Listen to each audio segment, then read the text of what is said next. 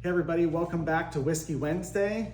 This is everybody's favorite podcast where we talk about horses and rescue with absolutely no BS. I'm your host, Steven. And I'm Wendy. And today's topic is going to be gatekeeping and being a jerk. And chances are if you're doing one, you're probably doing the other. But as you've seen before, we're gonna get started with the whiskey that we're drinking today. So Wendy, would you like to go first? Yes, I'm going back old school. This is Wild Turkey American Honey Whiskey. I love this. Wild Turkey was one of my dad's favorite whiskeys, but I love the American Honey for just a good sipping whiskey. This is something that I will definitely go to all the time, and as you can see, my bottle's empty. And I'm going to be drinking Oak and Eden. This is a Kentucky bourbon as well. The reason I really like this one, hopefully you can see this on the camera, there is a chunk of oak wood in here, an oak spiral, and that just infuses extra oak flavor into the bourbon. So this is a really nice, smooth, oaky flavor, and I'm not going to be outdone, so that bottle is empty now too. All right, here's to episode number 2. Cheers. And away we go. So, gatekeeping in the equine world or in the horse industry is, I think it's a really important topic to talk about. We run into so many people. We've experienced some of this ourselves as we were coming up and starting this rescue. And occasionally still, even though we're experienced and more established today, still run into this problem periodically. And what I mean by gatekeeping is folks that are more advanced, more seasoned, more mature in the space, trying to prevent others, new folks, from getting into the space. And a lot of the times what that looks like is they act like a jerk to them. They don't want to see new people coming in. They don't like the way they do things. And they often have a my way or the highway type attitude. So we think this is really important to talk about. If you have somebody that is coming to you for help or assistance in this space, if you don't want to help them, don't help them. But you're actually doing more damage by being a jerk about it or trying to gatekeep to keep them out. Yeah, I think it's important that, we get people involved in horses, and whether that's in rescue or horses in general, but they've got to start somewhere. They have to learn. And I think back on my 4-H, when I started with 4-H as a kid, I would have been lost without the mentors I had in 4-H teaching me. I was coming in brand new, didn't have horses. So I really appreciate the mentorship that I got from those people at 4-H. And although I did 4-H all through high school and everything else, I took a 20-year hiatus and only got back into horses after that. And I had forgotten a lot and had to relearn, and I'm still learning. And if it weren't for the people that we trust in our lives, the trainers that we have and the people that we trust in our circle, I still go to them and ask questions like, how do you do this? And show me how you do this, because it's a learning process and you've got to continue learning. Yeah, this is definitely one of those industries that you can never stop learning. So to your point, I think that's really critical and important. It doesn't matter how long you've been a horseman or a horsewoman. There is always something new to learn. There's always something to polish up on. And one of the things about this industry and in life in general is that there are very few things in life or in the horse world that can only be done one way. There's lots of people in this industry. It's the reason why there's trainers all over the world. Everybody has a slightly different take on it, a slightly different methodology. And your way probably works. It works for you, but it may not work for everybody. Yeah, it kind of reminds me of being a parent. You and I are both parents, and the way I parented my oldest son was very different than the way that I parented my second son. And I quickly realized that when I was trying to do the same thing with my second son, quickly figured out that wasn't going to work. And you've got 2 daughters, and you don't parent them the same way either. That's very true. So even in horses, you have to, what works with one way isn't necessarily going to work with another.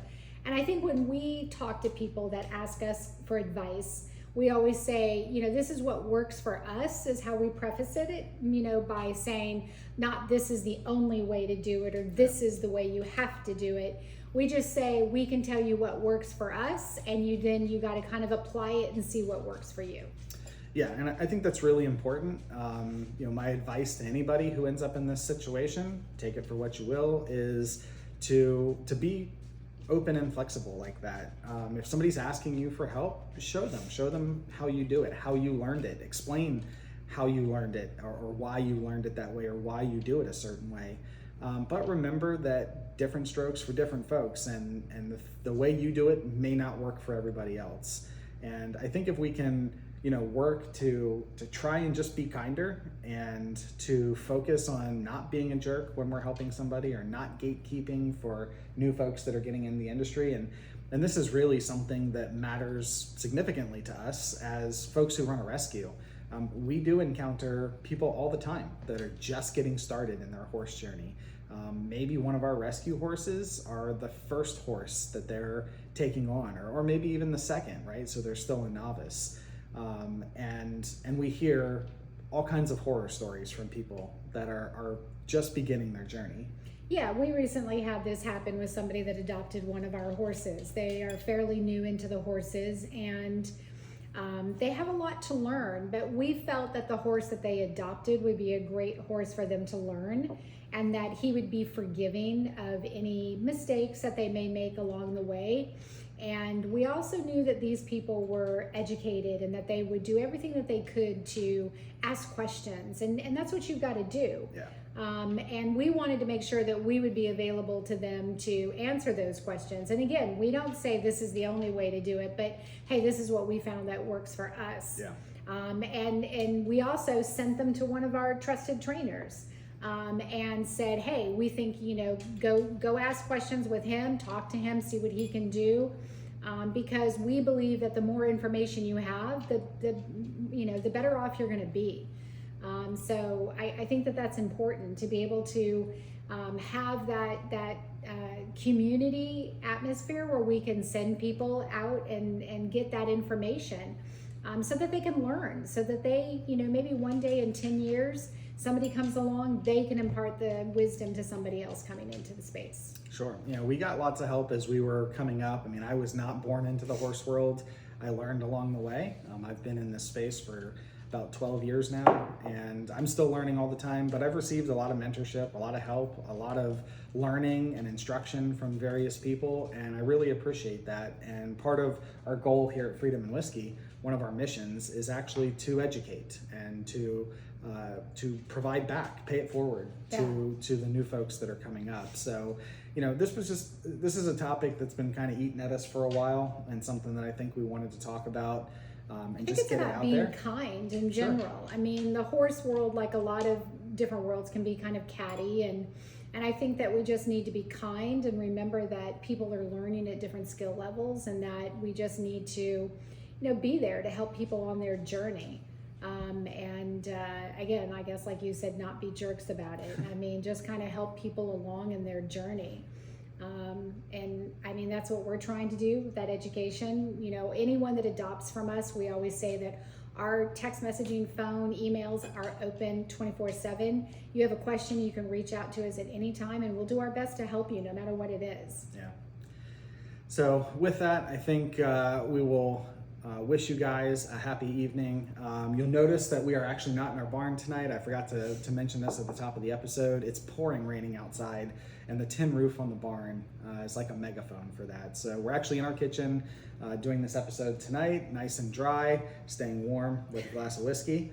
And thank you guys for all of the comments, feedback, and interaction with the first episode of Whiskey Wednesday. This is our second episode.